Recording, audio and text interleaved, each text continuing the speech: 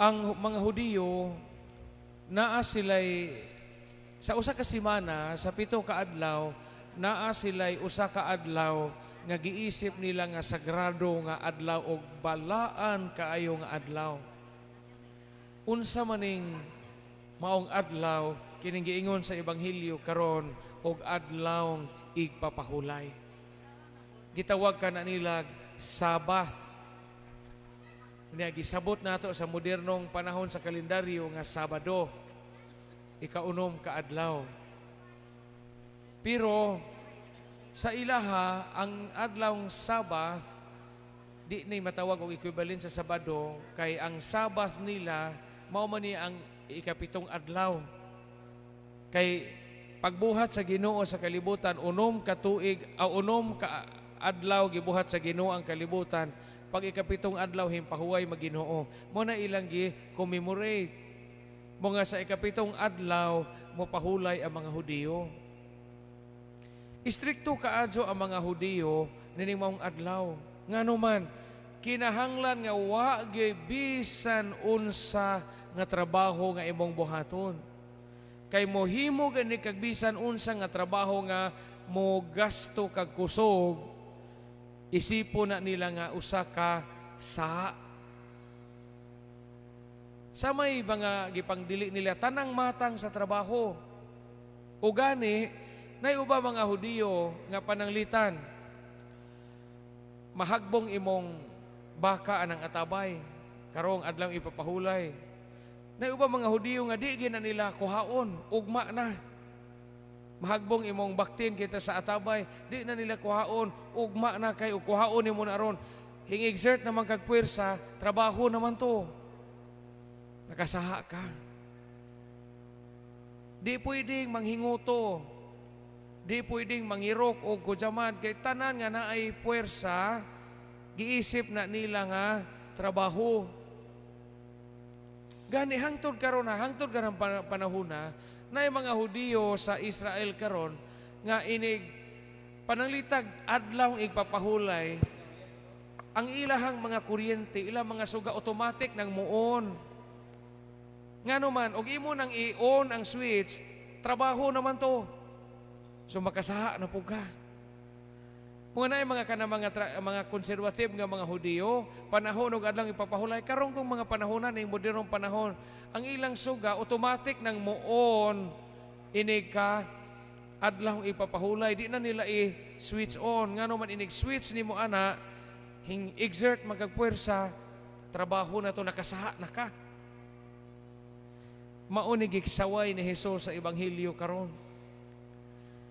Gisaway si Jesus sa ebanghelyo karon nga naman ija manggitambawan tong baje nga nagmasakiton og 18 na katuig nga ga tikubo na, ga tikuko na. Di na gani katuyhad. Gitambawan sa Ginoong Hesukristo. Ingon ang mga tao, "Hoy, gilara man ka. Magtutudlo man ka. Religious leader man unta ka. Kay baho magkakaroon nga adlaw ng ipapahulay, nga nung nga magkagmasakiton. Ngilara man na." Mutong gipangasabaan sila sa Ginoong Hesus. Ingon ang Ginoong Hesus, "Sa adlaw ng ipapahulay, bisan kinsa ninyo mubadbad gani sa inyong baka o gusto ninyo kini nga dadon sa gawas aron paimnon na itawong tabangonon, di mo makatabang bisan sa adlaw ng ipapahulay." Sa may buti pasabot ni ini mga isuon dahil sa itong kinabuhi. Kitang tanan, naaman tayo mga balaod nga gisubay. Pero, apan, kinahanglan nga ang pagtuman at balaod labaw sa tanan, mas labing importante ang balaod sa paghigugma. Na may mga tao nga matinumanon og balaod, pero gituman ni way gugma.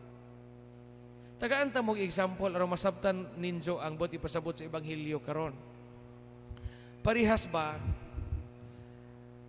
naakita mo'y bundakay, nakita mo'y hughog, nagasabot mo sa inyong bundakay o hughog or susyo baka nga di ni nato ipabaylo di ni nato ipabaylo og di membro. Mao na itong sabot. So di makabaylo aning atong bundakay, di makabaylo ani atong hughog og di membro. Natay kwarta. Pero kining kwarta para ra ni bayloon ang makabaylo ani ang membro ra sa atong hughog ug sa atong pondok. Mo na balaod. Karon nakita kay silingan. Unya nabot-bot. Himatjon sa ospital. Jamoy laing kadaganan. Wa jamoy laing kaduowan kay kinapobrihan pod. Hindoo nimo kay treasurer magkasamong hughog. Pahuwa maintawon ko mari. Maluoy ka kay jamo na jud koy ibayad sa hospital nga ug di mabayaran sa hospital, di madawnan ron, mamatay na jud ni hong bana. Karon sama imong sundon. Muingon ka nga di ni pwedeng bayluon sa di ra ba ni pwedeng bayluon kay ang sabot namo ang membro ra jud ang makabaylo ani. Yan naamay tabangonon. Naamay nang inahanglag kwarta nga kinahanglang idawon sa ospital kay ug di maoperahan, patay ang maong tao. Ang question mark sa may ibang palabihon. Katong balaod sa pundok nga di ni ipabaylog di membro or ang pagsalbar o kinabuhi. I hope nasabtan kung sa ibot ipasabot sa Ebanghelyo karon. Laing example aron masabtan pa jud nato. Kamong na mga tindahan ani, nga mga sari-sari story ba hago ning sig pangutang nay mangutang jadi mo ilis. Di mo bayad. Mo man makapuhok og tindahan. Kana bitong maadyo lang mangutang o jadi mo bayad. Mo na magbutang ka diha og wa nay utang. Butang kita kasi imong tindahan, di na pwedeng mangutang. No credit.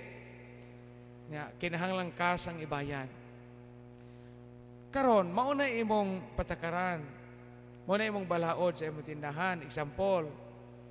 Karon naay usa ka tiguang hinduol nimo kay wa pa mo gaatiman siya sa isang apo, wa pa muuli ang isang anak ang inahan sa bata, gaijagak nagbata kay alas 10 na sa gabi wa pa muuli ang inahan ng inahang lagatas.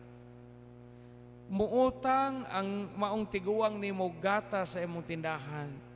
Moyon ang tiguang pautanga sa jud ko kay wa pa muuli ahong anak sa akarong kadugay ga ludyan ning bata kay wa makainom og gatas. Diyan ang makibalaod nga way utang.